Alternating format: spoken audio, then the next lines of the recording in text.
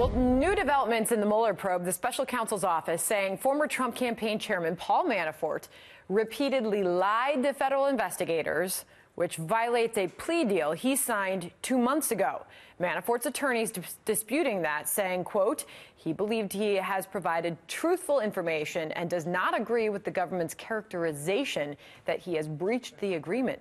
Let's bring in Alan Dershowitz, Harvard Law Professor Emeritus and author of the book, The Case Against Impeaching Trump. Good morning. Good morning. I predicted this on Sunday when I said that Mueller is not going to be able to use Manafort because he is a proven liar, and you can't put a liar on the witness stand, just like he's not going to be able to use Corsi. He's not going to be able to use anybody who he got to plead guilty to perjury or lying to an FBI agent. You know, the number of witnesses that he has that are credible are shrinking by the day.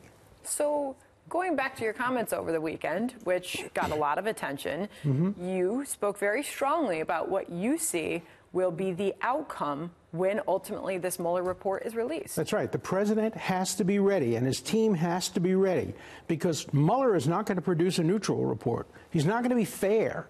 He's going to produce what he believes is going to be a devastating attack. He's going to put together everything.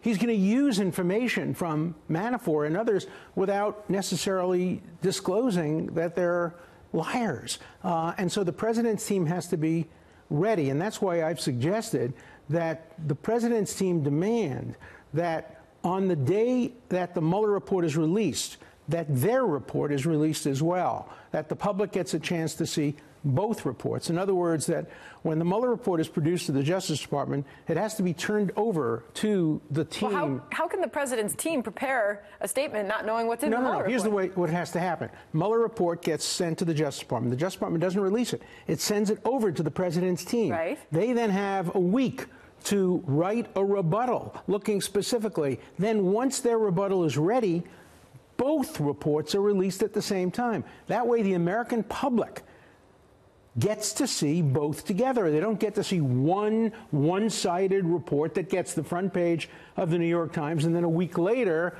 a page 23 response. Fairness requires that they be released, if released at all, at the same time. The latest that we heard from the president came via a tweet today. The phony witch hunt continues, but Mueller and his gang of angry Dems are only looking at one side, not the other. Wait until it comes out how horribly and viciously they are treating people, ruining lives for them, refusing to lie. Mueller is a conflicted prosecutor gone rogue. You made the forecast or the prediction that the report will not ultimately indicate the president criminally. That's right. But it will be devastating politically. If not answered. That is, if it's out there alone. Mueller is a smart guy. He has very smart prosecutors. They're going to put together every bit of evidence and create a mosaic which points to the White House, the Oval Office, the president. And if it's not responded to, it could be devastating. That's my point. Mueller is not going to produce a balanced, fair report. I believe it was Congressman Darrell Issa yesterday who at the end of an interview kind of joked with me about if this ever concludes, when are you estimating that Robert Mueller could finally wrap this?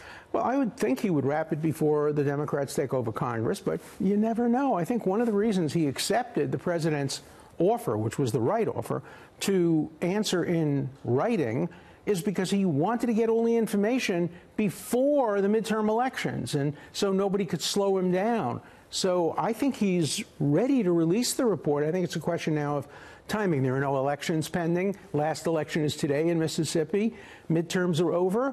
Between now and Christmas is the obvious time to release the report. Before I move on to one other thing, do you think the public will get a full look at this report, or will bits and pieces come out? Well, first of all, there's a real controversy as to whether prosecutors are allowed to release reports at all, instead of just saying indicted, not indicted. But if they are allowed to release reports, surely the defendant or the subject should have the right to respond to the report, and the American public should see them at the same time. Are you getting any indication that the president's team is readying a response right now? Well, I think it's public that they're working on a response. Yeah. They want to have an opportunity to respond. The American public should not be presented with a one-sided report. So now Manafort's been accused of lying.